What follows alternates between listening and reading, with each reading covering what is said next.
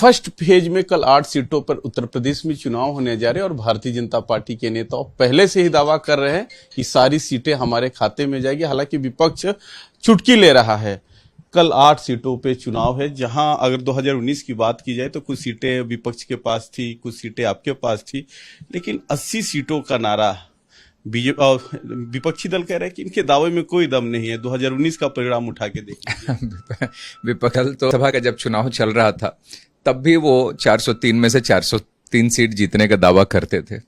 तो उनका तो कुछ भी बोल सकते हैं, उनको चुनाव जीतना नहीं है, उनको कोई उम्मीद भी नहीं है, तो वो कुछ भी बोल सकते हैं। लेकिन भारतीय जनता पार्टी ने तो 72 भी 62 से ऊपर भी सीटें जीतकर हम लोगों ने दिखाया है। इस उत्तर प्रदेश की जनता का विश्वास अर्जित है। तो इस बार भी जो 400 पार का नारा हमारे प्रधानमंत्री जी ने आह्वान जो किया है, उसमें 80 सीटों का एक मजबूत आधार उत्तर प्रदेश से आएगा। सर, सहारनपुर, मुरादाबाद, रामपुर ऐसी सीटें हैं। साथ ही विपक्ष कह रहा है कि लोग तो पोलराइजेशन की राजनीति कर रहे हैं। सीधे सीधे आरोप है लोग कि आप लोग जहां जाते हैं ध्रुवीकरण की राजनीति करते हैं, हिंदू मुस्लिम की बात करते हैं, रोजगार पे नहीं बात करते। देखिए, ये अपराधियों के मारे जाने पर रोना कौन रोता है, और खास तौर पे मुख्तार अंसारी जैसे लोगों के घर जाकर वहां पर अपना दुख जताने के लिए वहां पर ये चले जाते हैं। तो ध्रुवीकरण करने का काम तो ये सब लोग कर रहे हैं।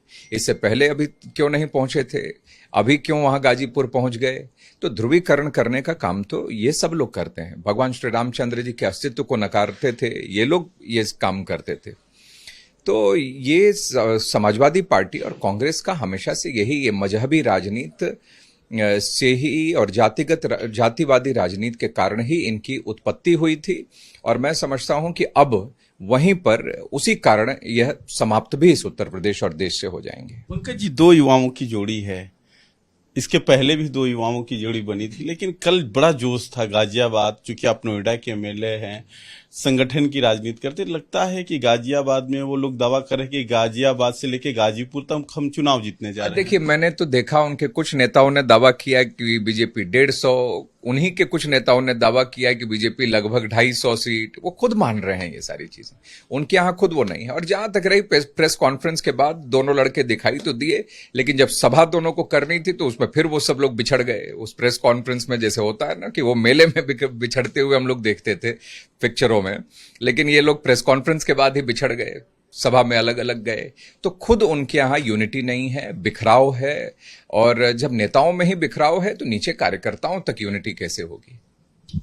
हमारे साथ पंकज सिंह हैं, जो संगठन में प्रदेश महामंत्री हैं। उन्होंने कहा कि 2 युवाओं की जो जोड़ी बनी है उनमें बिछड़ाव है। पहले लोग मेले में बिछड़ते थे, वो लोग बीच में ही बिछड़ गए, और इसका असर उनके कार्यकर्ताओं पर है, जिसका सीधा फायदा भारतीय जनता पार्टी को मिलेगा। सहयोगी शहनवाज खान के साथ रजनीश पांडे, भारत एक्सप्रेस, लखनऊ।